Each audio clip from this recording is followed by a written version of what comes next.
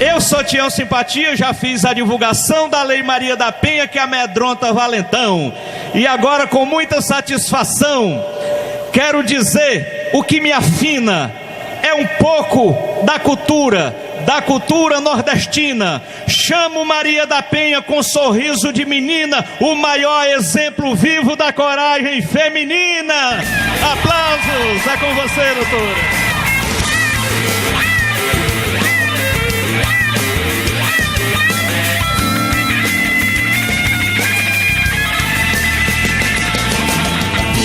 Maria da Penha, mulheres do Brasil, direito e liberdade é nosso desafio. Viva, viva as mulheres do Brasil, a Lei Maria da Penha está com mais de 1000. Boa noite a todas as pessoas presentes.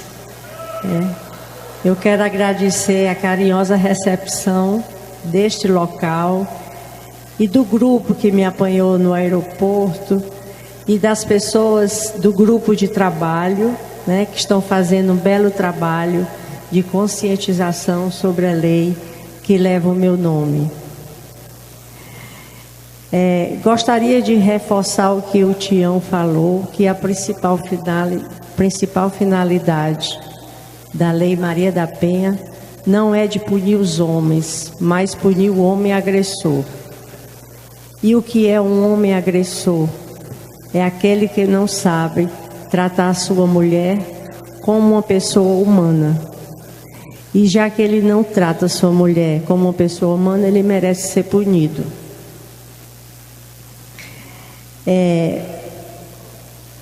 A minha história começou há muito tempo, quando não existia nem delegacia da mulher no país.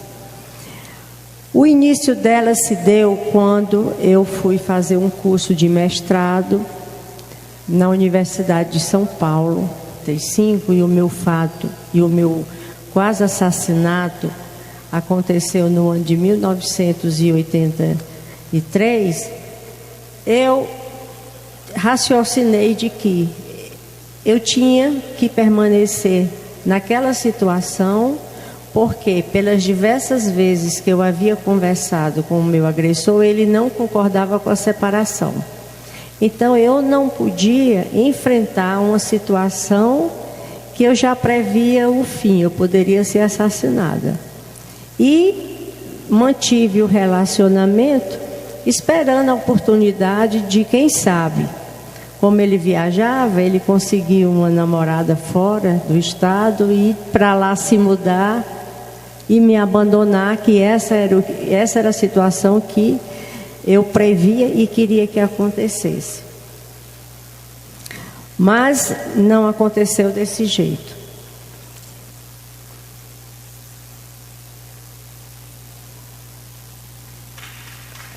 Um momentinho aqui que eu... Pronto. Eu não sei. Gente, vocês vão me desculpar, mas eu me perdi aqui nessas tecnologias dos jovens. Quem pode me ajudar? O primeiro. Então, nós continuamos o relacionamento e na manhã do dia 29 de maio de 1983, eu estava dormindo e acordei com um barulho muito forte dentro do quarto. Eu quis me mexer e não consegui. E então eu pensei, puxa, o Marco me matou. O meu primeiro pensamento foi esse.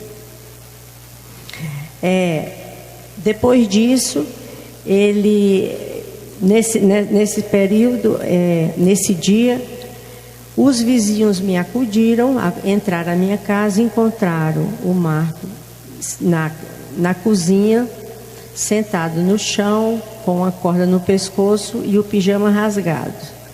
Ele dizendo que tinha lutado contra 4 assaltantes, havia escutado um barulho e tinha visto que tinham 4 pessoas estranhas dentro de casa e que ele lutou com essas 4 pessoas que tentaram enforcá-lo, né? Eu fiquei quase morta no quarto e quando os vizinhos chegaram, viram que eu estava muito mal e como meu vizinho era médico, me levou ao hospital onde ele trabalhava com a ajuda dos outros vizinhos e por conta desse fato eu passei 4 meses hospitalizada. Quando eu retornei para casa, no momento em que... E a versão que eu tinha era dos assaltos e tudo mais, né? Quando eu voltei para casa, depois dos 4 meses, eu fiquei em cárcere privado. Ele me proibiu de receber familiares e amigos e que isso só poderia acontecer com a autorização dele. E nesse íntere que eu fiquei em casa, eu tomei conhecimento do que pensavam os vizinhos, a versão dos vizinhos e das próprias pessoas que trabalhavam na minha casa. Havia a suspeita de que não tinha havido nenhum assalto e que a história que ele contou para todos, inclusive para a Secretaria de Segurança, não coincidia com a verdade dos vizinhos e pessoas da casa. Nesse período, então, eu resolvi pedir a ajuda da família para conseguirem para mim um documento chamado separação de corpos, que me permitisse sair de casa sem perder a guarda das minhas filhas, que na época tinham entre 7, 5 e 2 anos de idade incompletos. Com de posse desse documento, houve a oportunidade dele viajar a serviço e nesse intervalo nós saímos de casa, eu e minhas filhas. Antes da minha saída de casa, ocorreu uma segunda tentativa de homicídio, quando eu fui levada por ele para usar o chuveiro do nosso banheiro e ele havia propositadamente danificado esse chuveiro e eu percebi antes de entrar totalmente, né, eu apenas coloquei a mão para ver a temperatura da água, porque eu não podia tomar banho com água fria devido a problemas da lesão que eu sofri. E na hora em que eu coloquei a mão debaixo do chuveiro, passou corrente elétrica. Então, eu gritei e as moças que sempre ficavam próximas a mim, quando ele estava em casa, para evitar qualquer problema mais sério, me acudiram e me retiraram do banheiro, né? E ele saiu muito irritado, dizendo que eu estava fazendo uma tempestade num copo d'água, que ali aquele chuveirinho, aquele choquezinho de nada não ia matar ninguém, né? Bem, quando ele viajou, eu saí de casa com minhas filhas e voltei para a casa dos meus pais, né? Houve, nesse momento, a agilização para uma separação de fato, porque agora eu já me sentia protegida, né? E foi feita essa separação e nós começamos então a ser vítima uma segunda vez, que foi pelo Poder Judiciário. O primeiro julgamento do meu agressor demorou 8 anos para acontecer. Quer dizer, eram recursos por cima de recursos, sempre protelando o julgamento, a formação, o julgamento pelo júri, né? Finalmente, depois de 8 anos, ele foi julgado, ele foi condenado e saiu do fórum em liberdade por conta de recursos.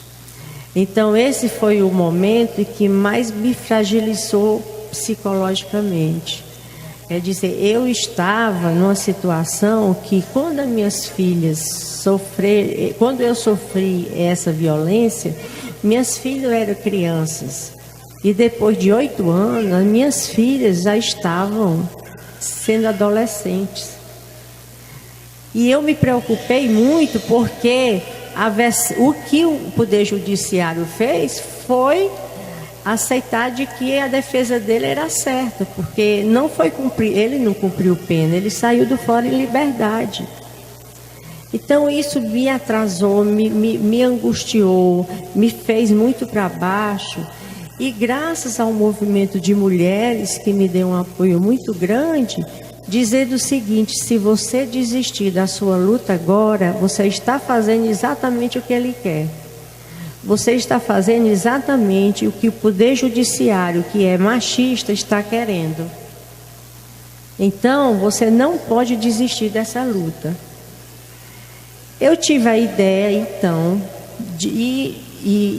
assim, fui estimulada a continuar com essa ideia de escrever um livro e levar para o livro a minha história, inclusive levar principalmente as diversas contradições encontradas nos depoimentos que ele havia dado na Secretaria de Segurança.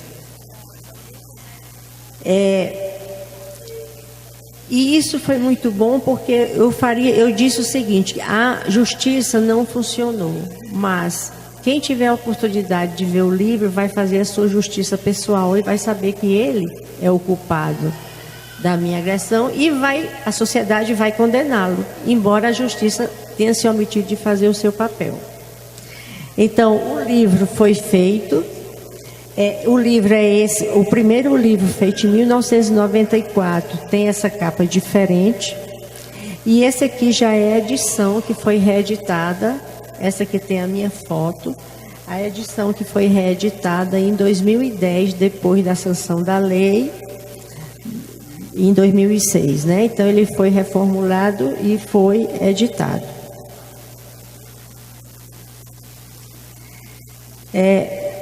Depois do lançamento do livro, então, de 1991 e só em 1996 foi que o segundo julgamento aconteceu. Os recursos foram julgados, ele foi levado a um novo julgamento. E esse novo julgamento aconteceu novamente da mesma maneira do primeiro. Ele foi julgado, condenado e saiu do fórum em liberdade por conta novamente de recursos. Então, o livro que eu tinha escrito como um desabafo, em 1997 chegou ao conhecimento de uma organização não governamental do Brasil, que ligou para mim e perguntou se eu queria denunciar o Brasil juntamente com essas organizações, que eram o CEGIL e o CLADEM, se eu queria, então, denunciar o Brasil na OEA, porque o Brasil já havia assinado tratados internacionais se comprometendo a diminuir a impunidade dos agressores de mulheres no nosso país. Apesar de ter assinado 2 tratados internacionais, ele não trabalhou essa questão. E eu tive a esperança de que algo realmente fosse acontecer com essa denúncia. Então, a OEA, o Brasil foi denunciado na OEA. E 4 anos depois, embora a OEA enviasse ofícios ao Estado brasileiro pedindo uma posição do Brasil em relação ao meu caso, em nenhum momento o Brasil respondeu a esses ofícios. Então, depois dessa ausência do Estado, no meu caso, o Brasil foi condenado internacionalmente no ano de 2001, né? Dentro desse processo, que é o processo 10.051 da OEA, dentro desse processo, o Brasil foi obrigado a mudar a legislação brasileira para que a injustiça não continuasse, a impunidade não fosse tão presente no nosso país com as mulheres nos casos de violência doméstica. Faltando 6 meses para o crime prescrever, né? Porque com 20 anos o crime seria prescrito, pelas pressões internacionais, e devido às pressões internacionais, foi que o meu agressor foi preso. Isso aconteceu no ano de 2002. Depois disso, houve a eleição do presidente Lula, criou a Secretaria de Polícia para as Mulheres, que trabalhou dentro da secretaria a questão da criação da mudança legislativa, né, que foi trabalhada através de consórcio de ONGs que trabalham essa questão da violência, que já tinham trabalhos apresentados em várias instâncias nacionais e internacionais, e basicamente se apoiaram nos tratados internacionais que o Brasil já havia assinado, e foi criada então a Lei 11.340, que por uma solicitação da OEA, uma recomendação, foi batizada com o meu nome, como uma homenagem simbólica ao caso que foi denunciado e que serviu de base de toda essa luta. Por isso que a lei tem o meu nome.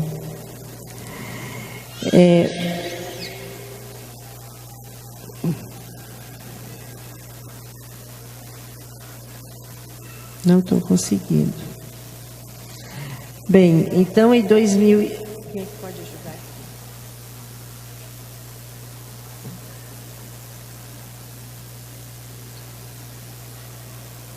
Pronto. Então, a partir do momento da sanção da lei, eu comecei a receber convites para falar sobre essa minha trajetória de luta. E chegou um ponto que nós precisamos institucionalizar nossas ações, e foi criada o Instituto Maria da Penha, né? Foi criado no ano de 2009, que tem desenvolvido ações comunitárias. Por exemplo, nós fazemos curso nas comunidades carentes, eu levo a minha história, e as mulheres residentes nessas áreas de vulnerabilidade social são capacitadas a conhecer na sua comunidade quem sofre violência doméstica, a orientar essa mulher vítima da violência doméstica, onde buscar ajuda, inclusive acompanhá-las, se elas quiserem ir numa delegacia ou ao centro de referência ou qualquer outro local que ela possa desejar ir para sair daquela situação.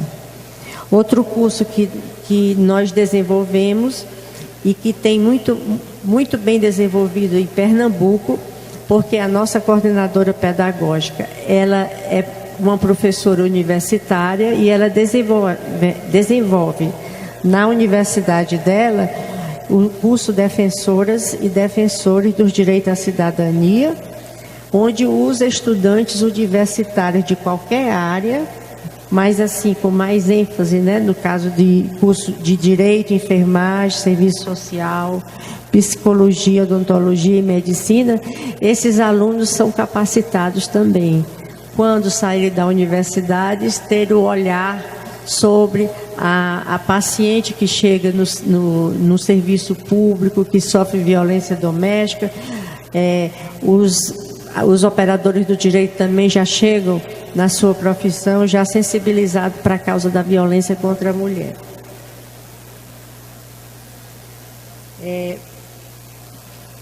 Eu queria aqui fazer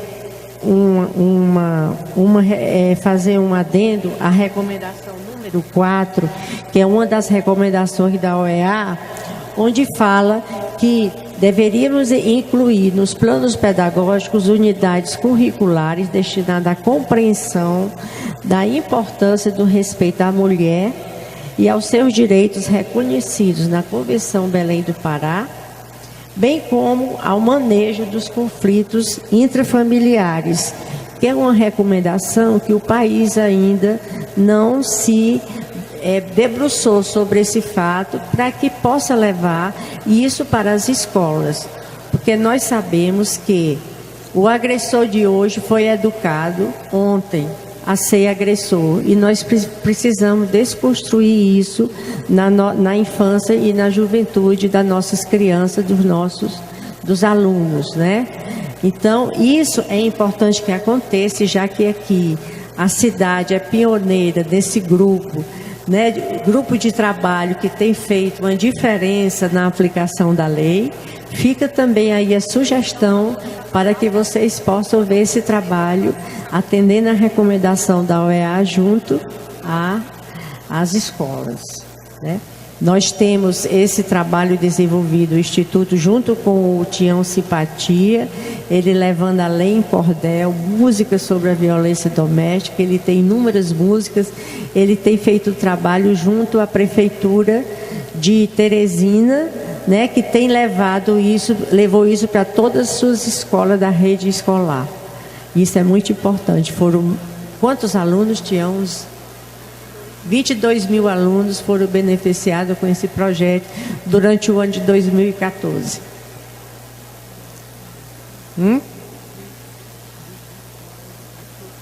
Sim. Aqui são nossos parceiros. Nós temos o Tião Simpatia como parceiro, o Senac, o INSS, que fez um trabalho importantíssimo sobre as medidas regressivas, né, que o INSS agora ele trabalha essa questão. A mulher vítima da violência, que aposenta-se porque foi vítima da violência e não consegue trabalhar, o Estado faz a aposentadoria dessa mulher, mas o agressor vai ressarcir os cofres do INSS.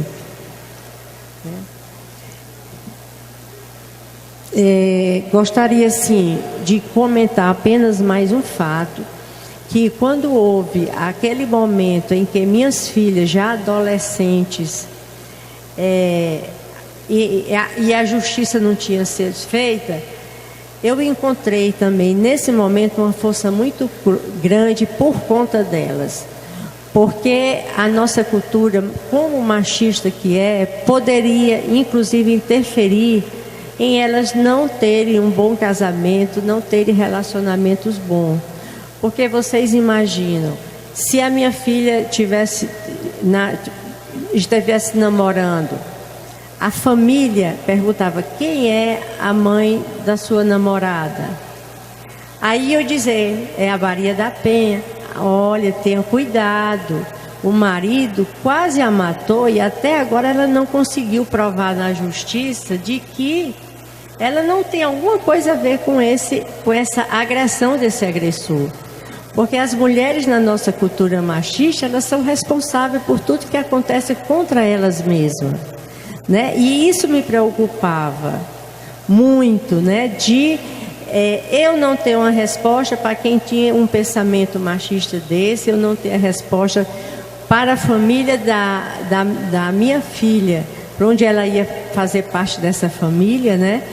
E a sua felicidade estaria comprometida, né? E graças a Deus, depois que tudo isso aconteceu, com a interferência da OEA, hoje elas,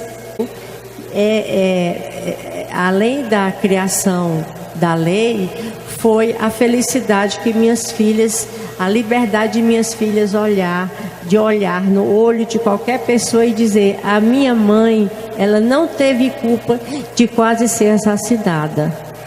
E eu gostaria de deixar assim um lembrete. É necessário que as políticas públicas cada vez mais fortaleçam a mulher, porque nenhuma mulher ela está livre da violência doméstica, por mais importante que seu pai e sua mãe sejam. O senhor como procurador, uma pessoa como prefeito, outra pessoa como governador, tem coisas que ele não vai tomar conhecimento. Então, a filha de vocês pode estar passando por uma situação de violência doméstica e vocês não terem o conhecimento. E o conhecimento chegar até vocês no momento em que ela é assassinada. E as políticas públicas precisam ser criadas para que elas não sofram a vergonha de ter que contar para o pai que sofre violência doméstica. que ter que contar para a mãe que sofre violência doméstica. Então, essa mulher, ela tem o direito de ela própria procurar a política pública e dar um basta à violência que ela sofre. Não porque o pai é poderoso, mas porque na sua cidade existe a política pública que tanto é necessária que exista para atender as mulheres que têm vergonha de denunciar. Pelo menos na delegacia ela não vai sofrer a censura do pai, que talvez não quisesse o casamento, a censura da mãe, que talvez foi criada e foi educada numa situação de violência doméstica e acha que aquilo é normal entre o casal. E assim, a gente tendo a política pública, a gente vai evitar que uma de nossas filhas não consiga sobreviver porque não tem a política pública na sua cidade. Eu gostaria de agradecer o apoio de todos, né, a importância que vocês me deram no dia de hoje, né, as palmas que eu recebi, e dizer que depende de cada um de nós lutar para que esse machismo saia da nossa sociedade, né? Nós precisamos ter paz no mundo, mas se nós não temos paz na nossa casa, como a gente vai ter paz no mundo? Praticamente impossível, né? Muito obrigada a vocês e pode curtir o nosso Facebook na página do Instituto.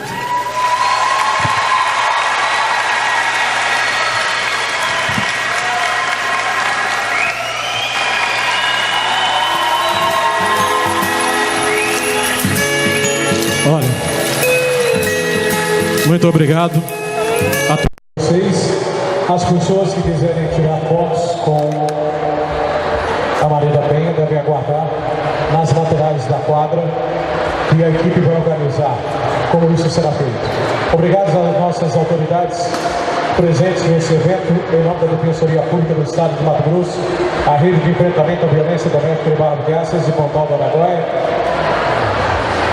As pessoas, como eu disse, interessadas, a equipe vai organizar.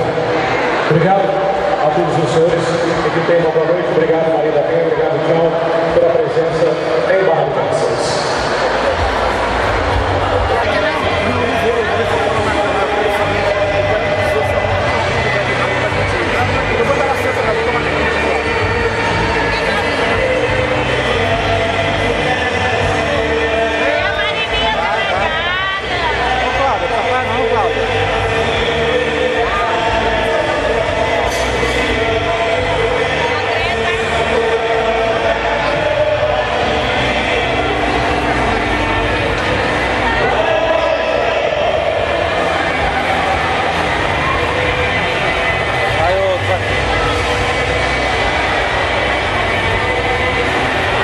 Bater foto aí vai amanhã.